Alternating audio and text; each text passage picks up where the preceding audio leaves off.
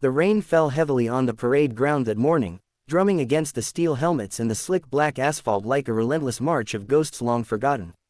The young recruits stood stiff in formation, their uniforms clinging to their skin, their eyes fixed forward, trying not to shiver from the cold or the fear of the man pacing in front of them.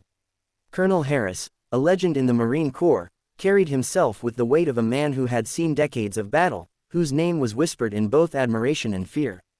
His gaze was sharp, unrelenting, and it cut through each recruit as though he could see not just their faces, but their very souls. He had demanded discipline, demanded perfection, but above all, he demanded truth. He believed call signs were not just nicknames, they were identities forged in fire, chosen by struggle, earned by survival.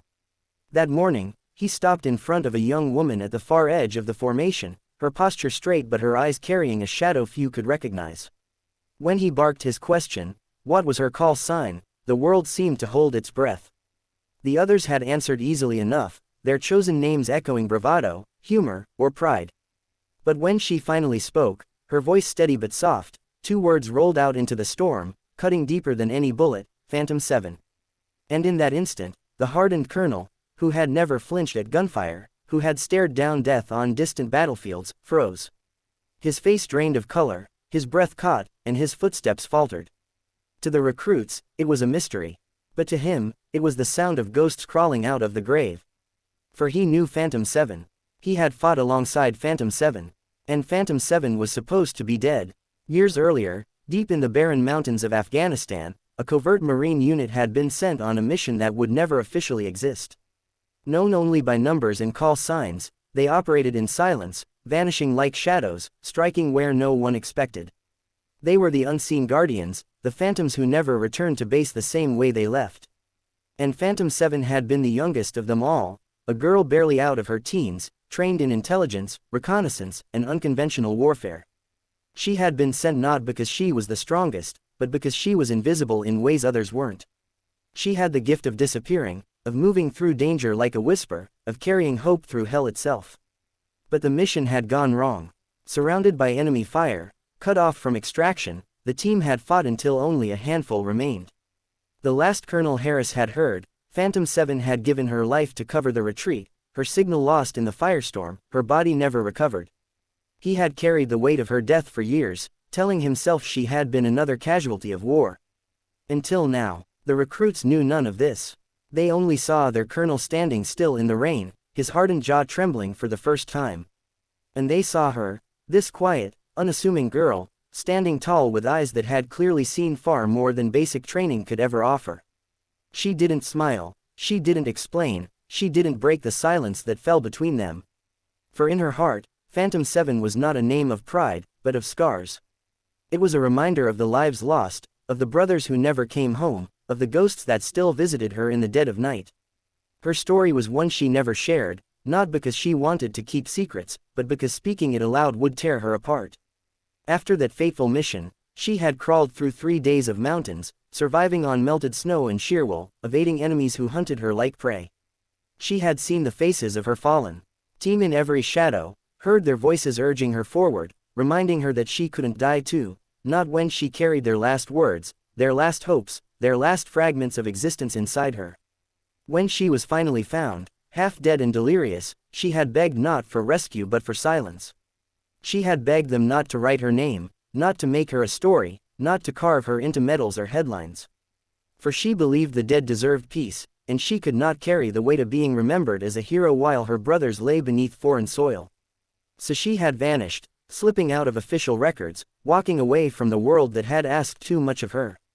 For years she lived quietly, almost invisibly, never staying in one place long enough to be recognized. But the Marines have a way of calling back their ghosts.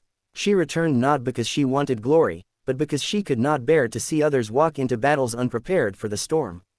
Training recruits, guiding them, protecting them, it was the only way she knew how to honor the men she had lost. Phantom 7 had died in those mountains, but the girl who remained had one mission left, to make sure no one else had to carry the same burden. Colonel Harris knew all of this without her saying a word. His memories flooded back, nights of radio silence broken by her calm voice, missions saved by her uncanny instinct, the way she had carried herself like someone older than her years. He remembered the fire, The screams, the last garbled transmission when she had told them to run while she stayed behind. And he remembered the silence that followed, the silence he had blamed himself for ever since. Seeing her alive was like seeing a ghost made flesh, a miracle wrapped in grief. But he also knew the truth: no one truly survives something like that. Not whole, not without carrying the shadows. The recruits would never forget that day. They would never forget the way the colonel's steel facade cracked, the way the storm around them seemed to grow silent as he looked at her. And they would never forget the name Phantom 7, spoken with the weight of 1,000 unmarked graves. As the weeks went on, she proved herself not through shouting or harsh commands, but through quiet strength. She taught them how to move unseen, how to listen to the silence between heartbeats, how to fight not for medals but for the person next to them.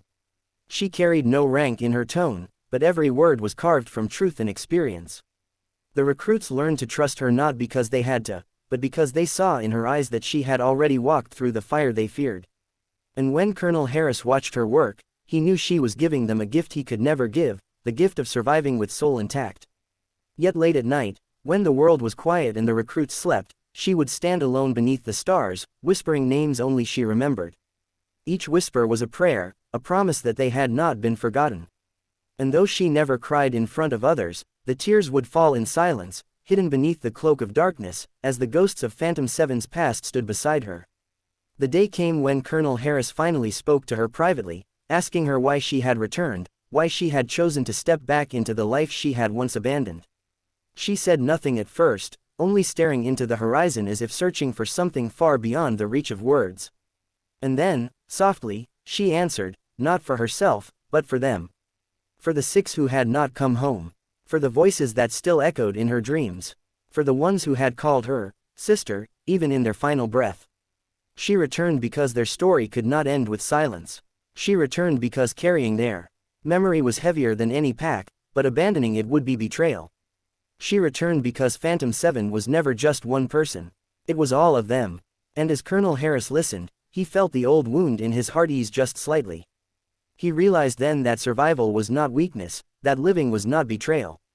She had not failed them by surviving, she had honored them by becoming the voice of the fallen. If this story has touched your heart, if the courage of Phantom 7 and the memory of those who never returned has moved you, please take a moment to engage with this video. Your support helps keep their stories alive, stories the world must never forget. And before we end, I want to ask you one special thing. Comment below with the name of someone you want remembered, someone whose courage or love has left a mark on your life. Let their memory live on here, alongside Phantom 7, so the world knows their light still burns. For in the end, heroes are not the ones who never fall. They are the ones who rise again, carrying the weight of the fallen, ensuring their sacrifice echoes forever. And though the call sign Phantom 7 was born from tragedy, it became something far greater, a reminder that even in death, no one is ever truly forgotten.